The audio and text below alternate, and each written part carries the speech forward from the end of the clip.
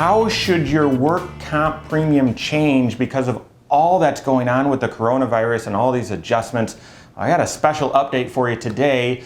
This is your next Wise Step video, a special update on small businesses. My name's Mike Bernard. I am the host of the Wise Money Show. I'm also one of the certified financial planners and owners right here at Korhorn Financial Group. Thanks for being here. If you're new to this channel, make sure you subscribe and turn on notifications and hit that thumbs up button. This is completely flying under the radar screen, and it's a special benefit for small businesses. So if you own or operate or run a small business, you likely aren't aware of this, and now that you know, it's going to help you save some money. So what do I mean? The National Council on Compensation Insurance has come out and has said, here's how you should treat individuals that you're paying, employees that you're paying, but they're not working. Here's how you should treat them for work comp. And once they came out with this kind of notice in their FAQs, a whole bunch of carriers have picked this up and said, yep, that's what we're going to do. That makes sense. That's how we'll operate it. So what do I mean? All right, so we're in this very, very bizarre time, a 1 in 100 year sort of event with this pandemic. Businesses have been closed and forced to shut down or work at less capacity. And so it's possible you and your small business have employees on the payroll that you're still paying hourly or paying salary, either all or part of their salary, but they're not working. Well, you know that you pay your workman's comp premium based on how much your wages are that you're paying your employees. So if you're paying your employees but they're not working, should you pay the full freight for work comp? How does that work? Oh, this is really, really important. If you have employees that are not working, but you're still paying them, you should not have to pay work comp premium on those wages.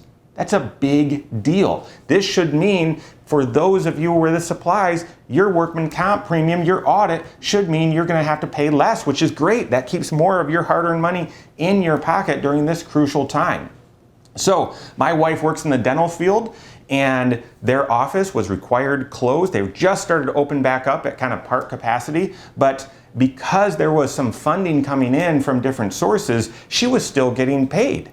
So she wasn't working, but she was still getting paid. The owner of the practice shouldn't have to pay work comp on her wages and the other wages of the employees just sitting at home, because if she was at home not working, she can't file a work comp claim. So you shouldn't have to, if the insurance isn't any good, you shouldn't have to pay the premium for it. So what do you do? First off, if this applies to you, make sure you're tracking the salaries and wages separately for employees that are getting paid but are not working. You're still going to want it all under the same payroll and so on, that heading in your finances, so that you can track and compare it to last year, compare it to budget, and so that the line item still looks good. But you're going to want to have it separated so that there's a different line item for the employees that you're paying who are not working.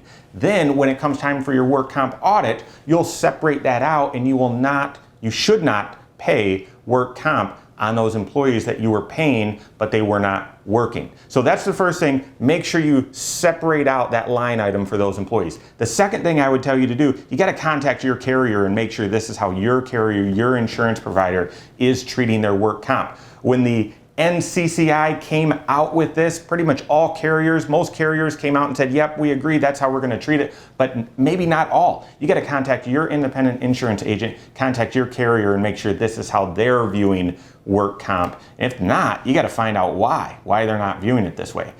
And then third, this is why I love that we have insurance professionals, financial professionals, accounting and payroll professionals all working together under one roof at Korhorn Financial Group, because I wouldn't have even known about this. As one of the owners here, I wouldn't even have known about this, and certainly wouldn't be able to guide clients in this way had one of our insurance professionals not made us aware of this. So there's a benefit to having your accountant and your payroll provider and your financial advisor and your insurance agent all working together and collaborating. If you don't have that sort of collaboration on your team, you might be missing out. And in this case, you could be paying more for work comp than you should and not getting any benefit for it. So make sure that those professionals, that you've got that team in place and that they're all working together like we have here at Korhorn Financial Group. If we can help or you have any questions, reach out to us. You can find us online, korhorn.com, that's Korhorn with a K, or give us a call, 574-247-5898. All right, I hope that helps. I'm expecting more news on the PPP loans coming up in the next 24 to 48 hours. So again, if you're not a subscriber here, make sure you subscribe to this channel. I'll give you those updates when we have them. But you're now ready. Go out and take your next wise step in your financial life.